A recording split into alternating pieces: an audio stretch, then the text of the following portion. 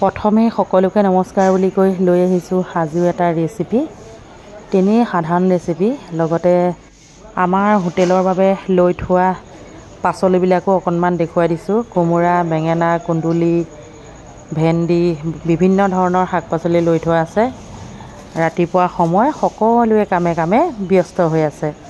যি কি নহওক, মই এতিয়া কি কাটি আছোঁ অকণমানকৈ আপোনালোকক দেখুৱাই দিছোঁ।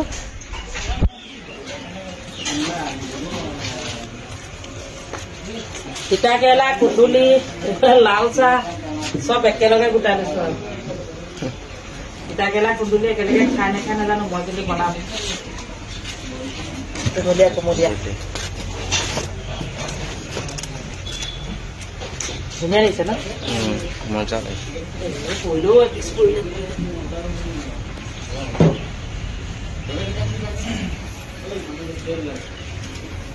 কালি বললি তেল না আনবো মাথায় যদি খুলিছে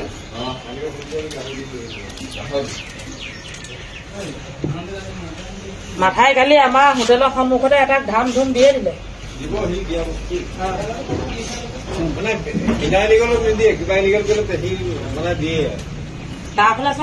মোৰ কোলা বগা কেৰাহীটোত তেল গৰম হোৱাৰ লগে লগে ঢালি দিলোঁ পিঁয়াজ, লগে লগে তেজপাত, দুখিলামান নৰসিংহ পাত একেলগে দি খুব সুন্দৰকৈ ভাজি আছোঁ। এইখিনি ভাজি ভাজি ৰঙা কৰিব লাগিব, তেতিয়াহে আপোনাৰ তিতা কেৰেলা সোৱাদটো ওলাব। যি কি নহওক, তিতা কেৰেলা মই কেঁচায়ো খাব পাৰোঁ বাৰু, বাকী আমাৰ ঘৰৰ সদস্যসকলে কিন্তু খাব নোৱাৰে। সেয়েহে তিতা কেৰেলা কুন্দুলি তেল সৰহকৈ অলপ পিঁয়াজ দি ধুনীয়াকৈ ভাজি আছোঁ আজি দুপৰীয়াৰ বাবে। মানে লগত কিবা দালি ধৰক বা যিকোনো মাছৰ চব্জি আছে, আটাইখিনি আপোনালোকক দেখুওৱা নাই আৰু, কিন্তু কুন্দুলিবিলাক দুফাল দুফাল কৰি দিছোঁ। এয়া অকণমান তেল বেছিকৈ দিছোঁ বাবে ধৰক খাই বহুতেই ভাল লাগিব। আগতে মই কুন্দুলিৰ ৰেচিপি আপোনালোকক দেখুৱাইছোঁ যে ফালি ফালি পেলাই মই ফ্ৰাই কৰোঁ। আজি কিন্তু তিতা কেৰেলাৰ লগতে বনাই দিছোঁ।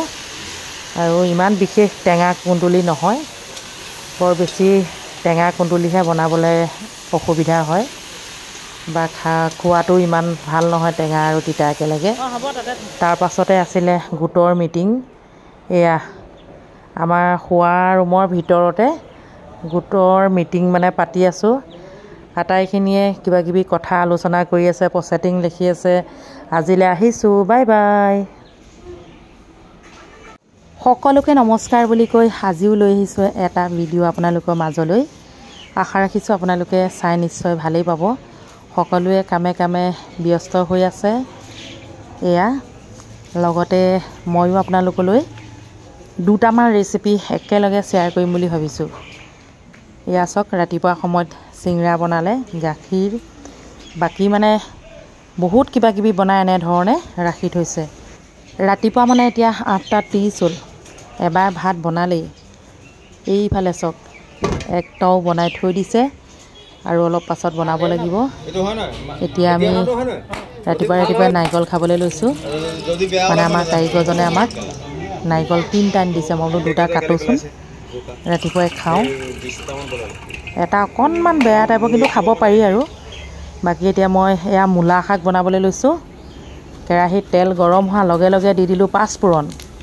মই আকৌ শাকবিলাক মানে পাঁচফোৰণ দিহে বনাওঁ। তাৰপাছতে নহৰু আদা খুন্দি থৈছোঁ। মানে সেউজীয়া শাক বনালে মই নহৰু আদা দিওঁৱেই, যিহেতু হজম হয় আৰু লগতে গেছ নহয়।